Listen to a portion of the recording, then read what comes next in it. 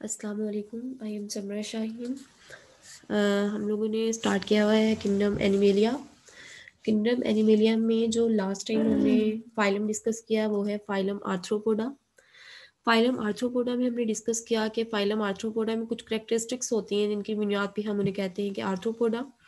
वो करेक्टरिस्टिक्स होती हैं उनमें पेयर्ड अपेंडेजेस पाए जाते हैं जो उनको लोकोमोशन में हेल्प आउट करवाते हैं और मुख्तलिफ फंक्शंस परफॉर्म करते हैं।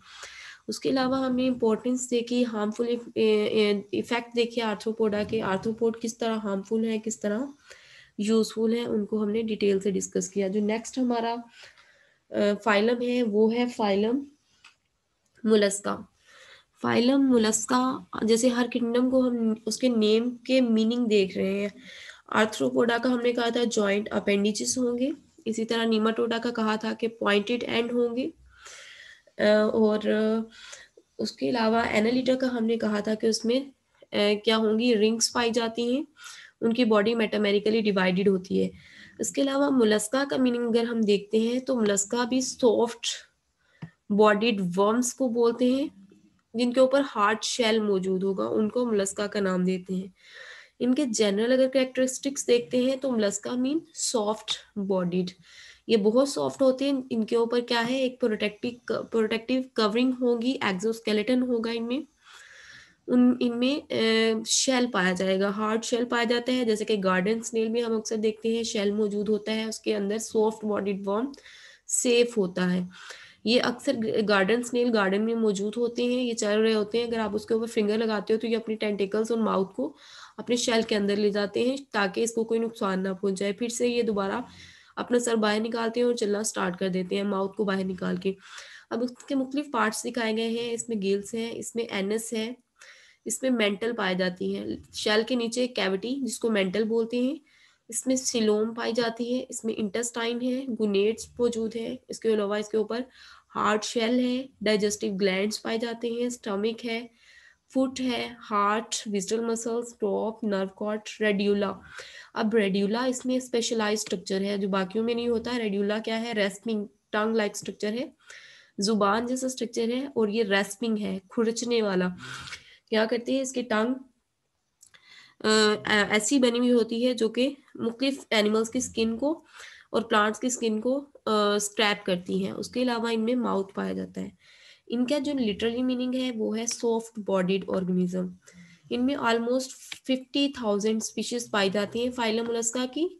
अब जो ये जो है लार्जेस्ट फाइलम है, इसकी बहुत ज़्यादा स्पीशीज है और बहुत ज़्यादा डाइवर्सिटी है। ऑलमोस्ट ये लैंड में, गार्डन में, ओशन में, फ्रेश वाटर में, हर जगह ये पाए जाते हैं। ये लार्जेस्ट फाइलम है इनवर्टिब्रेट्स का।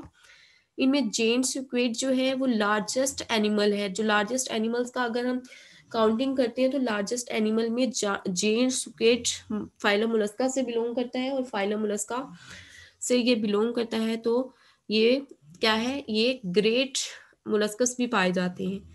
अगर इनकी डाइवर्सिटी देखते हैं तो इनमें ग्रेट डाइवर्सिटी पाई जाती है, बहुत ज़्यादा डाइवर्सिटी होती है। इनमें शेल मौजूद होते हैं, बॉडी प्रोटेक्टेड होती है शेल के अंदर, जैसा कि हम सिपियाँ देखते हैं, घोंगे देखते हैं मुख्तलिफ टाइप्स के, तो उनके अंदर क्या है, शेल मौजूद होते हैं। शेल क्या करती है, इनके गेट प्रोटेक्टिव कवरिंग बनाती हैं एनिमल्स की सॉफ्ट, क्योंकि सॉफ्ट बॉडीड होते हैं तो इनको प्रोटेक्ट करते हैं। इनकी अगर सिमेट्री देखते हैं तो बायलिटरल सिमेट्री होती है। इस चीज़ को आप रट्टा नहीं लगाएंगे, सिमेट्री कौन सी होती है, आप एनिमल्स को अपने जहन में लेके अगर आप उसको एक प्लेन में कट कर सकते हैं, इक्वल हाफ में, एक से जायद में नहीं कट कर सकते, तो वो कहलाती है बायलेटरल सिमेट्री। रेडियल सिमेट्री वो होता है कि एक से जायद प्लेन में आप उसको इक्वली कट कर सकते हैं।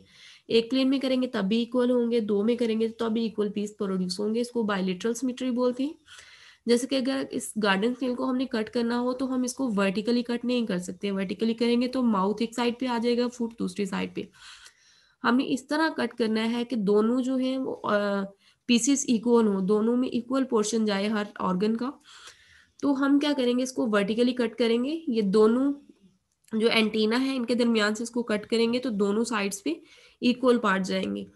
तो इसको हम बोलते हैं, इनमें बायलेटरल सिमेट्री होती है। इसके अलावा ये ट्रिप्लोब्लास्टिक होते हैं, इनकी बॉडी 3 लेयर्स पे मुश्तमिल होती है, और सिलोमेट होते हैं, इनमें ट्रू सिलोम पाई जाती है।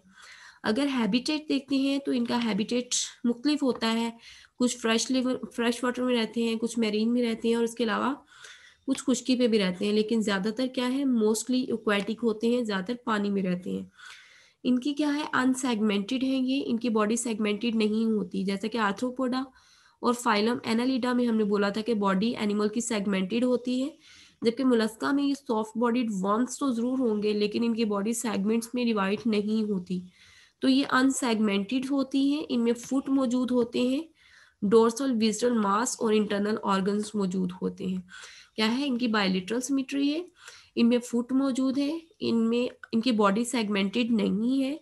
उसके अलावा इनमें विज़ुअल मास मौजूद है, जिसमें सारे इंटरनल ऑर्गन्स मौजूद हैं, उसमें digestive gland, intestine, coelom, crop, nerve cord, सब कुछ उसी के क्या कहेंगे, उसी मास में, विज़ुअल मास के अंदर मौजूद होगी।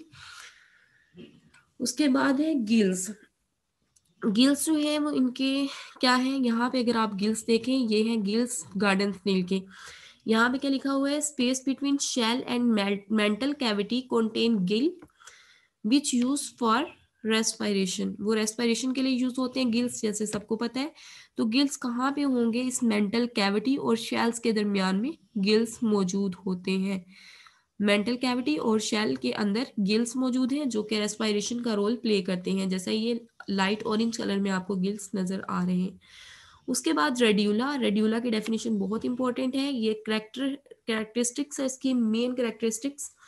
Radula, radula is respiring tongue like structure, horny teeth होते हैं, टंग के ऊपर टीथ मौजूद होते हैं, बाकी एनिमल्स में टीथ नहीं होते।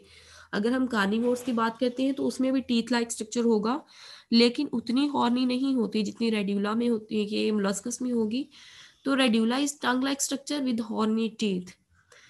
तो ये रेस्पिंग टंग लाइक स्ट्रक्चर होती है, ये एनिमल्स की स्किन को खुरचने के लिए एंड प्लांट्स की सेल वॉल को हटाने के लिए ये मोलस्कस अपनी रेड्यूला को यूज करते हैं। रेड्यूला क्या है, टंग है जिसके ऊपर हॉर्नी टीथ मौजूद हैं। अब इनमें अगर रेस्पिरेटरी सिस्टम देखें, डाइजेस्टिव सिस्टम, एक्सक्रीटरी सिस्टम और रिप्रोडक्टिव सिस्टम हाईली डेवलप्ड होते हैं इनमें। ठीक है, इनमें रेस्पिरेशन के लिए गिल्स मौजूद हैं, इनका डाइजेस्टिव सिस्टम भी आपको प्रॉपर नजर आ रहा है। डाइजेस्टिव सिस्टम में ग्लैंड्स भी मौजूद हैं, इंटेस्टाइन भी मौजूद है, माउथ भी है, एनस भी है। इसी तरह एक्सक्रीटरी सिस्टम भी इनमें वेल डिवेलप है, नर्वस सिस्टम नर्व कॉर्ड की फॉर्म में मौजूद है, और इनमें रिप्रोडक्टिव सिस्टम भी गेगुनेट्स मौजूद हैं, तो वो भी वेल डिवेलप है। अगर इनका डाइजेस्टिव सिस्टम देखते हैं तो इसमें 2 ओपनिंग्स मौजूद होती हैं डाइजेस्टिव सिस्टम में, ये है माउथ और एनस की ओपनिंग, ये वाली। तो 2 ओपनिंग मौजूद हैं, तो मतलब ये ट्यूब लाइक डाइजेस्टिव सिस्टम है। एक्सक्रीटरी सिस्टम देखते हैं तो वो नेफ्रिडिया पे मुश्तमिल होता है। उसके अलावा नर्वस सिस्टम में 3 पेयर ऑफ गैंग्लियन पाए जाते हैं, जैसा कि नर्व कॉर्ड है तो गैंग्लियंस पाए जाते हैं, जो कि फुट और बॉडी रीजन के दरमियान में ही पड़े पड़े हुए होते हैं। 3 जो गैंग्लियंस हैं, pairs, 3 pairs of ganglions of foot और बॉडी रीजन्स के दरमियान में पाए जाते हैं। लोकोमोशन अगर देखते हैं तो कुछ इसमें बिल्कुल ही सेसाइल होते हैं, अपनी जगह पे रहते हैं, बिल्कुल मूव नहीं करते प्लांट्स की तरह, और कुछ जो है वो मूव करते हैं, लेकिन इनकी मूवमेंट ऑलमोस्ट बहुत स्लो होती है। अगर आप देखें गार्डन स्नेल को चलते हुए तो इनकी मूवमेंट बहुत स्लो होती है, ये ज़्यादातर वाटर करंट पे डिपेंड कर रहे होते हैं या फिर मुख्तलिफ एनिमल्स पे डिपेंड कर रहे होते हैं। देर लोकोमोशन के लिए बहुत कम ये मूव करते हैं, बहुत स्लो इनकी मूवमेंट होती है। सेक्सेस में यूजुअली सेपरेट्स होते हैं दोनों में, और इनमें जब जाइगोट बनता है, जाइगोट से लार्वा डेवलप होता है, उसको हम बोलते हैं ट्रोकोफोर लार्वा। ये आप लोगों ने एमसीक्यूज में याद रखना है, ट्रोकोफोर लार्वा इसमें डेवलप होता है एम्ब्रियोनिक स्टेज में। ट्रोकोफोर लार्वा, इनके एग्जांपल्स हैं mussel, snail, slug, octopus, squid और कैटलफिश। ये सारे क्या हैं, ये मोलस्कस की एग्जांपल है।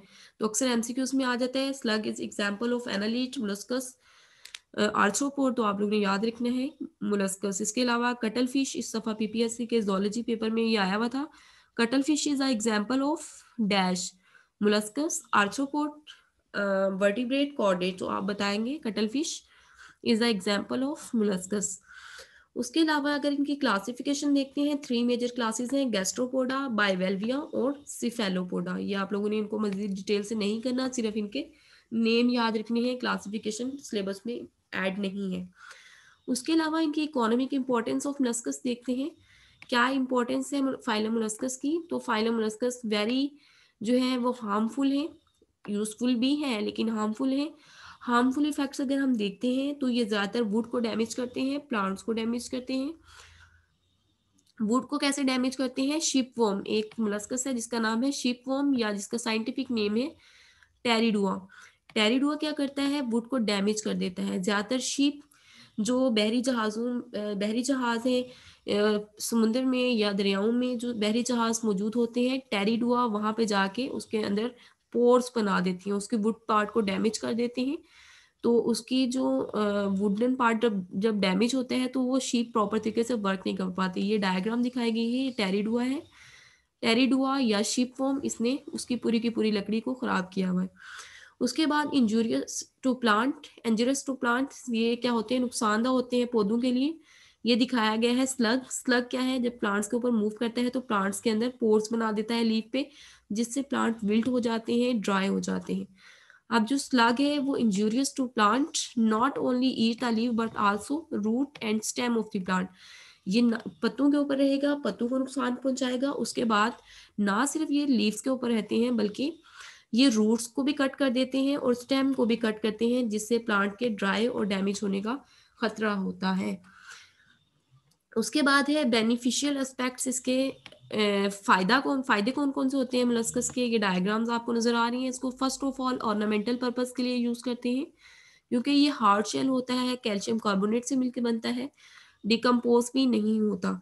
तो ओशन करंट से जो वेव आ रही होती हैं तो वे वेव्स क्या करती हैं? मोलस्कस शेल को बाहर, जो डेड मोलस्कस होते हैं, वर्म्स मर जाते हैं उनके अंदर, तो वो डेड मोलस्कस के जो शेल्स हैं वो ओशन वेव के साथ, वाटर करंट के साथ साहिल पे आ जाती हैं। वहां से लोग उन्हें कलेक्ट करके मार्केट में बेचते हैं और उनको मुख्तलिफ पर्पज़ के लिए यूज़ किया जाता है। ज़्यादातर ऑर्नामेंटल पर्पज़ के लिए यूज़ किया जाता है, जैसा कि ये ज्वेलरी बनाई गई है। इसके अलावा ऑर्नामेंटल फ्लावर उसकी मदद से बनाए जाते हैं मोलस्कस की मदद से। ये मुख्तलिफ बाइवाल्व नज़र आ रहे हैं आपको। ये भी मोलस्का की मदद से एक ऑर्नामेंटल पीस बनाया गया है। ये फ्रेम बनाया गया है, इसके ऊपर भी मोलस्कस शेल लगाए गए हैं। ये सारे, ये ज्वेलरी बनाई गई है मोलस्कस की। तो मोलस्कस के जो शेल हैं वो ज्वेलरी बनाने के लिए इस्तेमाल होते हैं, ऑर्नामेंटल पर्पस के लिए इस्तेमाल होते हैं। इसके अलावा कई ममालिक में लोग क्या करते हैं? इनको फूड के तौर पे यूज़ करते हैं। इनके शेल को नहीं, इनके अंदर जो वर्म्स होंगे उनको फूड के तौर पे ये यूज़ करते हैं। लार्ज क्वांटिटी ऑफ काम, ओएस्टर्स एंड मसल्स जो है वो इनको कहाँ यूज़ किया जाता है? लोग इनको फूड के तौर पे यूज़ करते हैं, ज़्यादातर यूरोप और अमेरिका में। इसके अलावा इनको बटन इंडस्ट्री में यूज़ किया जाता है बटन्स बनाने के लिए, क्योंकि ये हार्ड होते हैं, कैल्शियम कार्बोनेट से मिलकर बनते हैं, तो लोग इनसे बटन बनाने के लिए भी इनको इस्तेमाल करते हैं। ऑर्नामेंट्स, थिंग्स बनाने के लिए इनको यूज़ करते हैं। रोड मेकिंग में भी इनको यूज़ किया जाता है। रोड मेकिंग में क्या किया जाता है? जब लुक वगैरह बनाई जाती है, सीमेंट को मिक्स किया जाता है तो उसके अंदर इन शेल्स को क्रश करके डाल दिया जाता है।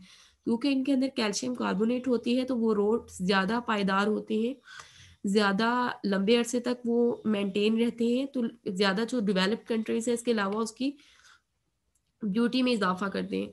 तो क्या करते हैं, इन ज़्यादातर कंट्रीज़ में इन शेल्स को, मोलस्कस के शेल्स को रोड मेकिंग में इस्तेमाल किया जाता है। इनको क्रश करके मटेरियल में मिक्स अप करके रोड्स बनाए जाते हैं और वो रोड्स बहुत खूबसूरत लग रहे होते हैं। उसके अलावा पेरल्स बनाने के लिए इस्तेमाल किया जाता है, ज्वेलरी बनाने के लिए इसको इस्तेमाल किया जाता है। ये है मुख्तलिफ बेनिफिशियल एस्पेक्ट्स ऑफ मोलस्कस, और हार्मफुल एस्पेक्ट्स भी हमने देखे। तो ये था आज का हमारा फाइलम मोलस्का। इसके बाद नेक्स्ट जो हमने डिस्कस करना है वो है फाइलम अकाइनोडर्मेटा।